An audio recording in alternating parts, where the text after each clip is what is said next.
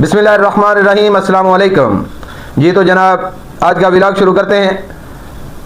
सबसे पहले तमाम दोस्तों से दरख्वास्त कि मेरे चैनल को सब्सक्राइब, वीडियो को लाइक और शेयर ज़रूर कीजिए, अपनी कीमती राय से भी आगाह कीजिए। जी तो आज की बात इंडिया और ईरान के बारे में कि ईरान इंडिया के बारे में बहुत हमदर्दी वाला रवैया रखता है, बहुत अच्छे ताल्लुकात भी चाहता है इंडिया के साथ। उससे चाहे पाकिस्तान को प्रॉब्लम भी आए, लेकिन फिर भी इंडिया के साथ ईरान अच्छे दोस्ताना ताल्लुक रखना चाहता है। तो उन तमाम ईरान के लोगों को जो उर्दू समझते और बोलते हैं, उनको पहले ये एक वीडियो दिखाता हूँ मैं। इंडिया के राजनाथ सिंह हैं ये, तो ये वीडियो सुने तो फिर उस पर बात करेंगे। एक पत्रकार ने मुझसे पूछा कि पाकिस्तान के गृह मंत्री मोहसिन नकवी अमेरिका और ईरान के बीच समझौता कराने ईरान गए हैं, तो हम क्या कर रहे हैं। तो मैं आपको बता दूं कि ईरान एक बूझा देश है जो अपने पतन के अंतिम चरण पर है। अमेरिका और इजराइल ईरान को खत्म कर देंगे। जी तो जनाब, ये इंडिया के एक मौसूफ वजीर हैं। ये ईरान को ऐसा मुल्क डिक्लेयर कर रहे हैं कि ईरान इस वक्त ख़त्म शुद्ध मुल्क है, कि बिल्कुल उसकी कोई ताकत नहीं है, बिल्कुल ख़त्म हो चुका मुल्क है। और जो कुछ बाकी बचा है उसको ईरान को अमेरिका और इसराइल ख़त्म कर देंगे। इसलिए हम ईरान के साथ, या वो मुल्क जो डूबे हुए हैं, ख़त्म है, उनके साथ हम ताल्लुक़ नहीं रखेंगे।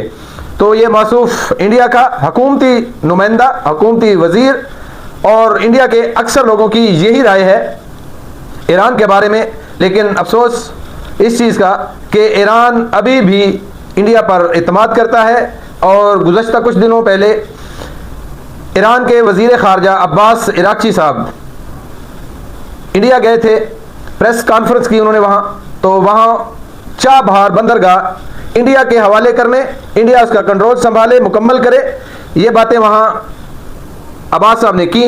लेकिन शायद उनको ये नहीं पता कि इंडिया ऐसा मुल्क है, वहाँ के लोग ऐसे हैं कि बगल में छुरा और मुंह में राम राम।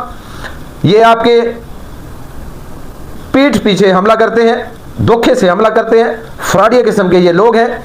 तो ईरान वालों, आपको आंखें खोलनी चाहिए। आपकी आंखें नहीं खुलेंगी तो इसका नुकसान जितना आपको होना है शायद किसी और को ना हो, क्योंकि इंडिया एक धोखेबाज मुल्क है।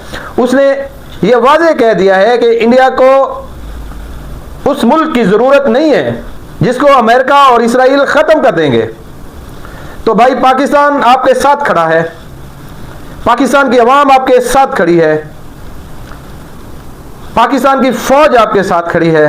हर तरह की मदद पाकिस्तान ने की, सालसी पाकिस्तान कर रहा है, जंग बदली में पाकिस्तान का अहम किरदार है।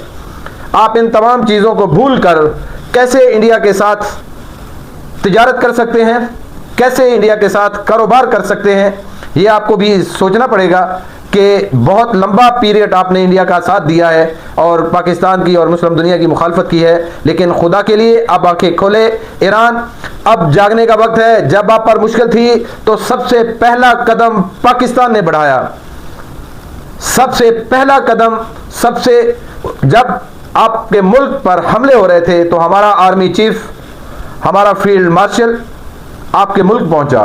दुनिया के किसी फील्ड मार्शल या आर्मी चीफ में इतनी ज़रूरत नहीं थी कि जंग वाले मुल्क में दौरा करें।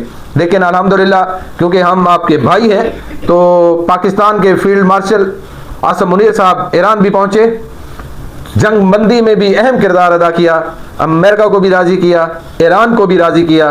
तो इंडिया मुसलमानों का दुश्मन है।